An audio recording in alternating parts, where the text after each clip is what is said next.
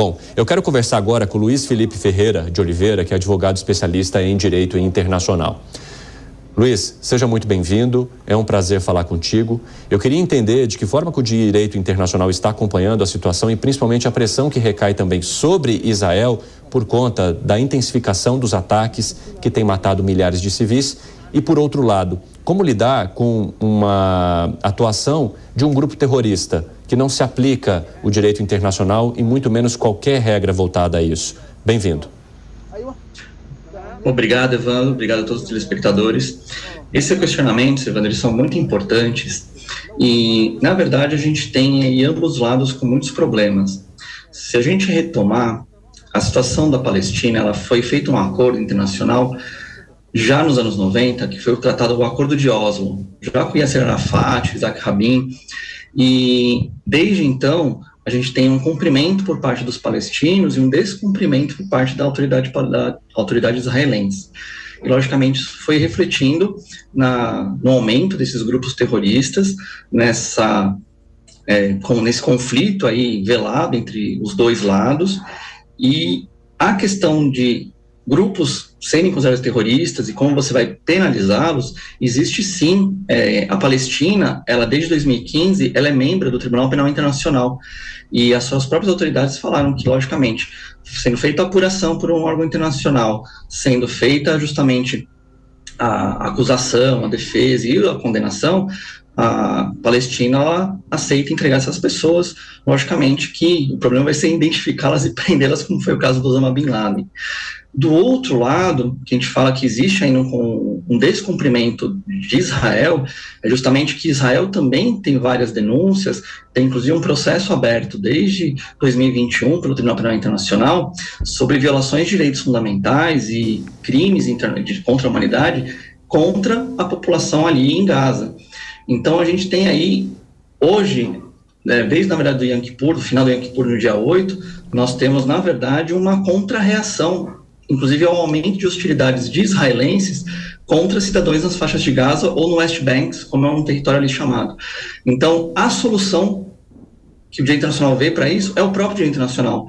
Seria realmente fazer uma mediação, chamar esses dois estados para buscar uma solução e fazer o que foi acordado em 90, no Acordo de Oslo. O que a gente vê ainda uma resistência muito grande do Estado de Israel para poder fazer isso. Agora, Luiz, o direito internacional, ele está conseguindo se mobilizar para isso, porque há ali uma expectativa muito grande, tanto em relação a esses integrantes, quanto também à Organização das Nações Unidas, né, e a outros países do mundo, para que eles possam se manifestar de uma maneira mais contundente. O que está faltando para que essa questão apareça de uma forma mais intensa, mais forte? Evandro, o principal é o interesse dos principais atores globais, né, o próprio Estados Unidos e Reino Unido e outros países da Europa, Israel, querer realmente resolver o problema. Então, porque o direito internacional é muito focado no consenso, na questão coletiva das decisões, né? Então, enquanto você não tiver algo nesse sentido em que venha dos atores envolvidos, a gente vai continuar tendo uma escalada possível na violência de grupos que, é importante dividir, o Hamas não é o Estado palestino, e o Estado palestino não é o Hamas, mas o Hamas, eles são pessoas que estão ali na faixa de Gaza. E até fazendo um comparativo com a questão Rússia e Ucrânia, você tem uma ocupação de Israel num território que é da Palestina. Então, você tem essa questão do ocupado e do ocupante. Sim. E, como falam os próprios palestinos, do opressor e do oprimido. Então, quando você tem o que tem acontecido já há 3 semanas atrás, até 4 semanas atrás, onde no West Bank tiveram intervenções junto à comunidade palestina ali em Gaza, e acabou gerando essa comoção, essa revolta. Então, logicamente, nada justifica mandar 5.000 mísseis na população civil, mas também a decisão de hoje de Israel de cortar a luz e a água da população civil também não é justificada. As duas situações são consideradas crimes de guerra, crimes contra a humanidade. Então, por isso que eu ressalto a importância de se ter uma mediação global envolvida pelas Nações Unidas, os países envolvidos, os países que têm interesse em solucionar, principalmente na região. Pode continuar. E realmente você ter aí a solução negociada dos fatos. Luiz, eu queria muito aproveitar que você tocou nesse ponto, porque era o que eu te questionaria. Você consegue ver Israel hoje partindo para um ponto de negociação, de diálogo com um grupo terrorista ou com o lado que ele está atacando, né, nessa contraofensiva, que é a faixa de Gaza? Diante de... Porque o que a gente percebe é o seguinte, deixa eu colocar minha ideia de uma maneira um pouco melhor aqui. A gente percebe que esse ataque pegou as autoridades israelenses de surpresa. E nesse momento as autoridades israelenses estão sendo muito cobradas por isso, né? Diante de um desenvolvimento de uma inteligência tão intensa, por que não se conseguiu justamente prevenir um momento tão grave como esse? Você consegue ver Israel negociando nesse momento em que ela precisa mostrar força também? Porque isso é uma grande demonstração de força que Israel tem feito agora nesse contra-ataque. E a gente tem visto isso também na forma como os ministros têm se posicionado, tanto em discursos quanto nas redes sociais, dizendo que eles não vão suspender cerco nenhum enquanto não houver a liberação de reféns. Ou seja, a gente percebe uma escalada e não um diálogo, um arrefecimento. Como que você analisa essa questão? Porque a gente está falando de uma autoridade que foi diretamente atacada e que agora precisa se posicionar de alguma forma para os seus, para dizer para os seus que sim, ela está agindo.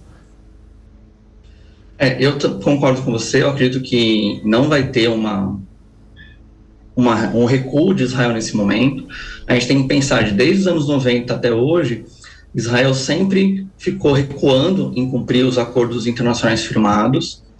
Então, eu acredito que nesse momento, principalmente agora que ela foi atacada diretamente de uma forma de surpresa, eu acredito que ela não vai retroceder, ela vai aumentar essa escalada, e aí que veio o grande problema, Evandro, é que o outro lado, e alguns países, às vezes, colaterais envolvidos, também podem escalar o conflito e chegar numa situação muito mais complexa. A gente não pode deixar de lembrar que Israel possui armamento nuclear.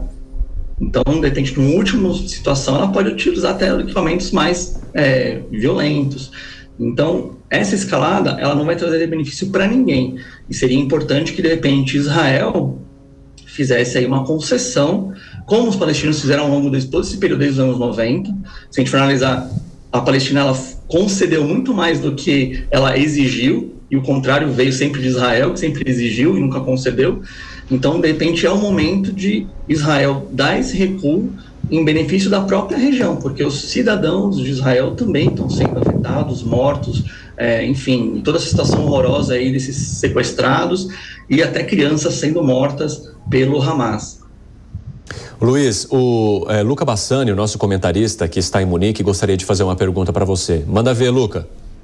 Boa tarde, Luiz, prazer falar com você. Eu gostaria de saber, do ponto de vista do direito internacional, considerando que temos uma situação extremamente difícil para os civis em Gaza e também a própria liderança do Hamas até agora não tem emitido nenhum tipo de declaração concreta, como que se realizariam negociações entre duas entidades, onde a gente tem um país soberano de um lado e um grupo que é considerado por muitos países do mundo terrorista do outro, principalmente dados os fatos que foram trazidos à luz durante as últimas horas e também a destruição de Gaza. Não sabemos se até mesmo Israel pode querer anexar Gaza. Como que se dão as negociações quando a outra parte ela carece de legitimidade e ao mesmo tempo vive uma guerra? Algum outro agente internacional poderia negociar em nome do Hamas? Como isso funciona na questão do direito internacional? Lucas, sua pergunta, primeiro, obrigado pela pergunta e prazer falar com você. O seu ponto ele é chave, porque na verdade existe sim uma outra organização, que é o próprio Estado palestino, em que Israel até hoje não reconheceu. Então, na verdade, a negociação poderia ser feita com a Palestina, porque ela sim, ela tem um reconhecimento internacional pelo Tratado de Oslo, ela participa do Tribunal Penal Internacional, ela pode buscar a penalização dos terroristas do Hamas, e ela pode atuar em conjunto com Israel. Só que, se Israel reconhece a Palestina como um Estado soberano, acaba essa questão de ocupação, de colonização, de território, ou seja, ela vai ter que cumprir o acordo de Oslo, de 96. Então, na verdade, com o Hamas não tem como se negociar, não se negocia com terroristas, porque eles ou não cumprem, ou enfim. Mas com a Palestina, que tem um poder estatal para poder enfrentar esses terroristas, juntamente com Israel, aí sim seria o caminho para a gente chegar numa solução aí mediada e conciliatória na região. Luiz, eu queria saber de você também como que você analisa o posicionamento que foi feito até agora pela Organização das Nações Unidas, e se da sua parte você esperava alguma coisa diferente do que vimos, ou não vimos, né? Porque se reuniu, mas não houve manifestação alguma. As Nações Unidas, que justamente, Evandro, enquanto você não tem a vontade das duas partes de quererem resolver, a situação ela se torna um pouquinho como se foi na época do 11 de setembro, onde você tem um país atacado por uma organização terrorista e ela vai diretamente enfrentar esses terroristas. Então, isso é um ponto importante. No caso de Israel e o ataque agora do Hamas, você tem aí todo um contexto que envolve a Autoridade Palestina, que é um Estado reconhecido por muitos países, inclusive pelo Brasil, Israel, que não reconhece ainda esse país como país, e aí você tem incursões israelenses indo atentar contra a população civil palestina. Então, logicamente, a gente vai ter aí a ONU, ela está meio que aguardando essas partes tentarem se conciliar ou virem outras organizações externas para poder tentar fazer essa conversa. E a ONU tem também essa prerrogativa de não intervenção.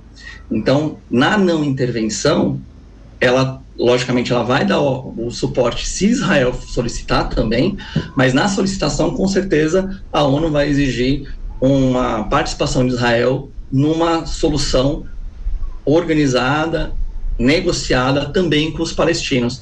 E eu vejo, que nem a gente já falou, eu não vejo um recuo de Israel nesse momento de querer cumprir os acordos anteriores e aí, de maneira indireta ou diretamente, reconhecer a Palestina como um Estado soberano. Ô Luiz, você acredita que essa questão que envolva agora os reféns, né? Porque o Hamas fez um comunicado dizendo que a cada ataque de Israel haveria um refém morto. Israel também coloca o refém no centro do jogo, dizendo: enquanto os reféns não forem liberados, nós não devolveremos o fornecimento de água e energia elétrica para a faixa de Gaza. Centralizar um acordo em cima dos reféns te parece como? Eu acredito que aí você está negociando diretamente com os terroristas e vem um ponto-chave. Enquanto não tiver uma atuação conjunta para poder enfrentar esses terroristas, tanto do lado palestino quanto do lado israelense, essa escalada dos terroristas vai piorar cada vez mais. Então, eu acredito que nesse contexto, o Hamas ele vai aumentar a escalada da violência, ele não vai liberar os reféns, e Israel vai escalar e também aumentar aí os ataques, os bloqueios, a falta de energia, a falta de água e entrada de mantimentos, enfim, a questão humanitária ali vai ser muito complicada nesse momento agora com Israel. Então, essa questão dos reféns, ela é central e também tem que ser feita uma concessão por Israel para tentar tirar esses reféns do perigo aí junto ao Hamas. E você entende que a facilidade de exposição à mídia pode tornar tudo muito mais cruel hoje? Eu acredito que sim, Evandro. Infelizmente, isso, várias mídias internacionais têm postado a questão da visão palestina, da visão israelense, e esses debates, essa questão da morte de crianças, tudo isso acaba dando um ganho para os terroristas, ou seja, o terrorismo ele trabalha muito com medo, com deixar as pessoas amedrontadas, ou seja, se você não fizer isso, eu vou aumentar a minha violência, eu vou machucar mais pessoas. Então, o terrorismo, ele vem dessa palavra justamente de terror, de criar esse medo nas pessoas, e ele vai conseguir isso através de onde? Através da exposição midiática. Ou seja, se você não ceder, se você não conceder aos meus pedidos, eu vou aumentar esse meu ataque, eu vou matar mais pessoas. Então, por isso que se não tiver o apoio desses dois estados, o Hamas ele vai fortalecer cada vez mais, que nem a gente viu tanto com o ISIS, que é o Estado Islâmico, quanto com a Al-Qaeda, na época do Osama Bin Laden, e outras organizações terroristas, porque você dá a exposição e mais pessoas que, por qualquer motivo, de repente, foram no passado prejudicadas por Israel, ou, de repente, até pelo lado israelense também, você ter um lado mais radical surgindo, em razão dessa exposição midiática que está surgindo. Então, o terrorismo, ele se alimenta da mídia. Então, o que foi feito aqui realmente foi muito bem pensado e tem que ser condenado por todo mundo nesse sentido. Luiz, só antes da gente encerrar, eu quero abrir para uma pergunta do Zé Maria Trindade, que está em Brasília e vai conversar contigo agora. Pode chegar, Zé. Claro. Pois é, obrigado, Vandro. Olha, Luiz, essa guerra de comunicação sempre existiu, sempre foi muito forte, agora que os meios é que estão muito importantes e rápidos, né? Eu me lembro de um grande batalhão aqui no Brasil, de Minas Gerais, né? O 11, o 11º Batalhão. Ele lutou na Inglaterra e chegou lá e encontrou uma guerra de comunicação muito forte, jogando panfletos dizendo que éramos cobra, mostrando os brasileiros como muletas, enfim, para tirar o moral da tropa. Então isso sempre existiu, essa guerra de comunicação, só que agora está muito mais intensa. Essa parte legal, onde é esse limite, dizer, olha, isso pode, isso não pode? Porque Israel agora está com autorização moral de crescer muito, né? E de varrer o Hamas do mapa, mesmo que isso implique nos efeitos colaterais, morte de civis, né? Qual é esse limite legal e quem vai colocar esse limite legal? Boa tarde, Zé Maria, obrigado pela pergunta e um prazer falar com você também. A solução limite, Zé Maria, é o próprio direito internacional. O acordo do Estatuto de Roma, que o Brasil é signatário, a Palestina é signatária, Israel não é signatário do Tribunal Penal Internacional, ele dá um limite de quando você ofende esse limite. Qual que é o limite? Ou seja, atitudes que violam a dignidade humana, que colocam a humanidade em risco, como eu dei o exemplo da questão de você cortar água e luz das pessoas, e de repente a forma de comunicação de você incitar mais o ódio, incitar mais alguma informação falsa, isso vai ser analisado por um tribunal internacional e aí pode condenar tanto um lado quanto o outro aí no combate. Tudo vai depender das consequências dessa comunicação aí suja, né? Essa comunicação mentirosa. Luiz Felipe Ferreira, especialista em Direito Internacional, gostaria de agradecer a tua participação conosco hoje e dizer que as portas estão abertas para novas conversas, novos debates que envolvam esse tema. Bom feriado para você e para sua família. Obrigado a todos. Até logo. Até logo.